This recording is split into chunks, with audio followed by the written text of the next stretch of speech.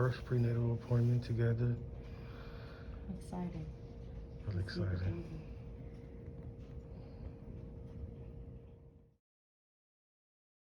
Yeah, no recording during the ultrasound, you guys, but we definitely got the baby pictures, and the baby's nice and healthy. We got to see the heartbeat today, and it's so much bigger than the last ultrasound. So much bigger. It's just so exciting.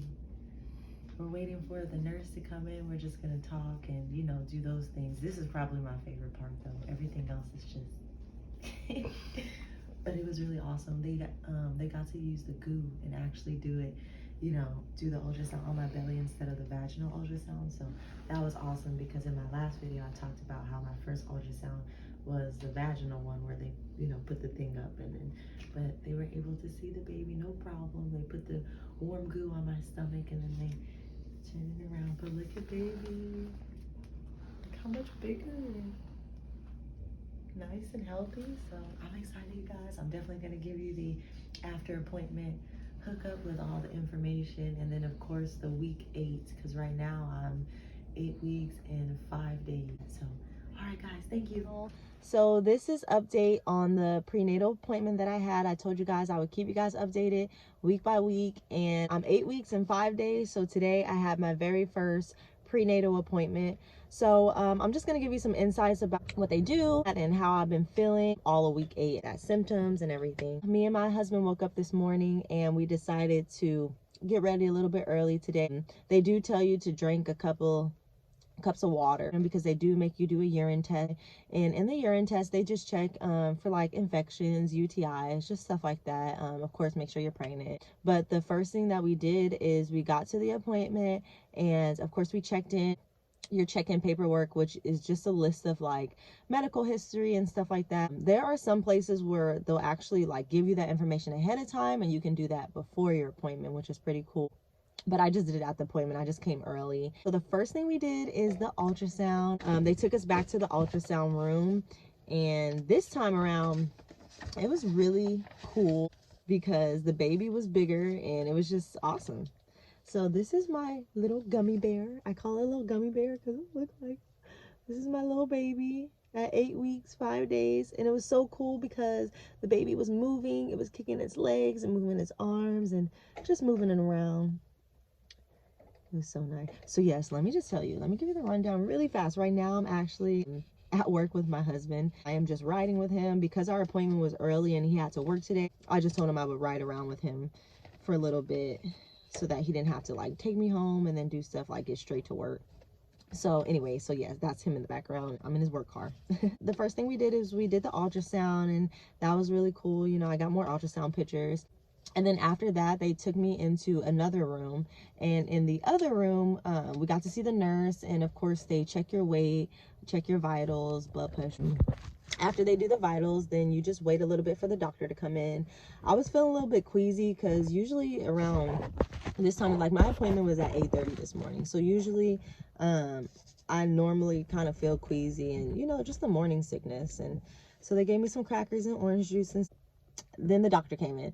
So the doctor came in and just went over anything on the medical history list. They'll go over with you. So usually your first prenatal appointment is the longest appointment. We got there at 8:30 and our appointment ended about like 10:20. And most of it was just kind of like speaking to the doctor, going over all kind of like the boring stuff. Like honestly, the fun part about the whole appointment is the ultrasound. But of course they want to make sure that you're healthy and stuff like that, so it's still very important. Anyways, we spoke with the doctor and everything was fine. Baby is great, I'm healthy, I'm great. So one thing about my pregnancy is I've decided to go with a midwife. So the OBGYN that I saw today, I'm actually not going to continue services through that OBGYN. I actually am going to a different location that offers midwives. And if you never heard of a midwife before, it's just a doctor that provides more emotional support through your pregnancy. Like you're having a natural birth. So with having a natural birth, you need a little bit more like attention. They're just someone there who's more of support versus like just a nurse who's just kind of there to do their job, and then you can kind of move on and not really get into your emotional like life, you know. So I decided to go with a midwife. So I will be transferring to a different location. And I actually met my midwife on my first ultrasound appointment when I was 7 weeks pregnant.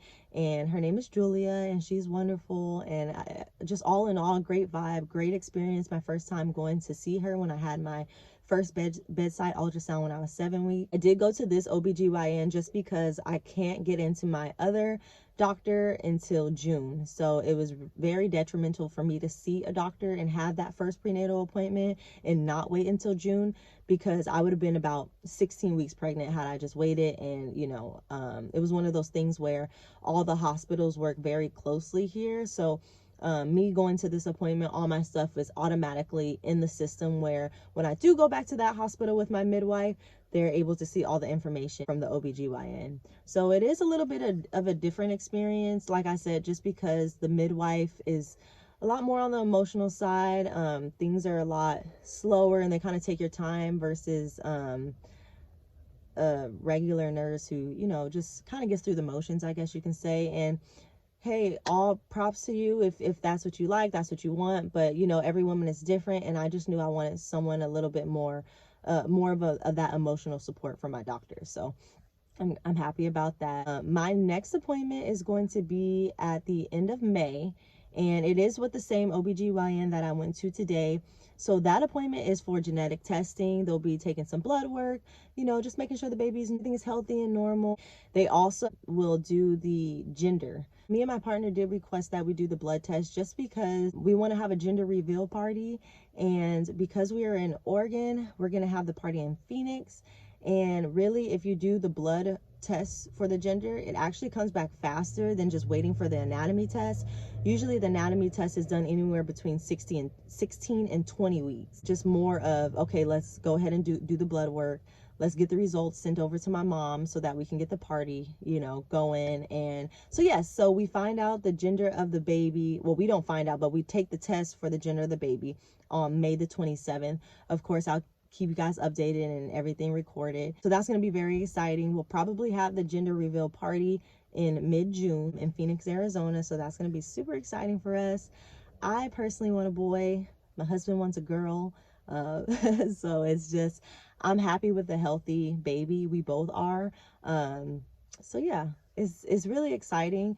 The first appointment was great. Like I said, usually the first appointment is your longest, but then I found out when I got to that first appointment that my next appointment is actually going to be the longest, just before the genetic testing. From 8:30 to 9:30 is the test for the baby gender, and then from 9:30 to 10 is like we kind of get like a little 30-minute break, and then we see the doctor again at 10 o'clock, which will last another 30 to 45 minutes. So that will actually be the longest appointment. But we're excited, we're ready for it. Usually people split those two appointments up just because maybe you don't have enough time or whatever the case is.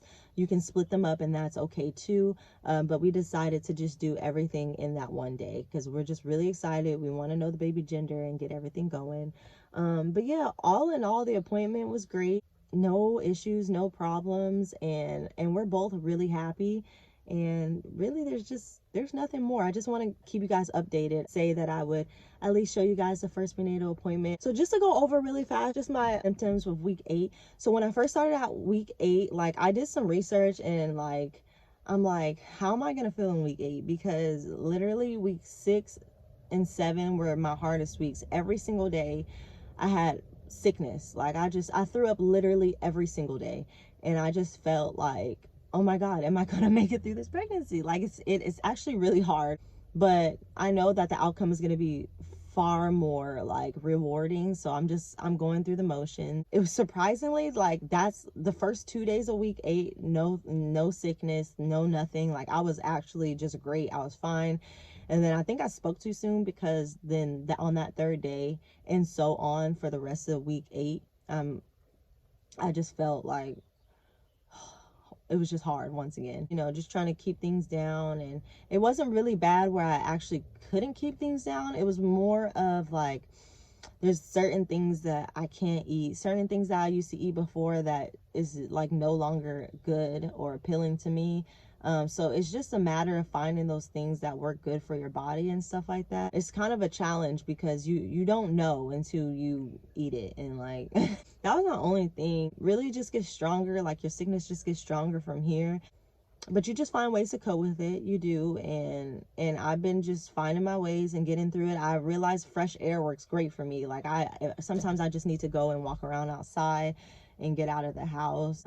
Week 8 thus far it's been all right. You know, of course the morning sickness and the morning sickness is like, that's, I don't even know why they say morning, because it really can happen at any point throughout the day. I have it at night, or it really one thing, anytime that I take a nap and I wake up, it just I feel so terrible. And I mean, every time. The nap could just be an hour, the nap could be an hour and a half, 3 hours, and every time I wake up I just feel terrible. That's probably about the only thing. Everything else is just kind of, you know, it is what it is. At the end of this, it's gonna be just so worth it, and we're just so excited. And yeah, so that is like a summary of week 8 for me. Excited to go into week 9. I'll be 9 weeks pregnant on Wednesday. Today is Monday, so I'm excited about that. And the next time I see baby is at the end of May, so I'll be about 13 weeks pregnant, 13 or 14 weeks pregnant. So definitely keep out for my videos. Turn on your notifications. Make sure you guys subscribe. If you're a first-time mommy, congratulations. If this is another baby for you, congratulations. All in all, still a great experience every single time. And congratulations, you guys. And just go ahead and make sure that you watch out for my week-to-week videos. I will be posting week 9 next week. Thank you guys. Have a nice day.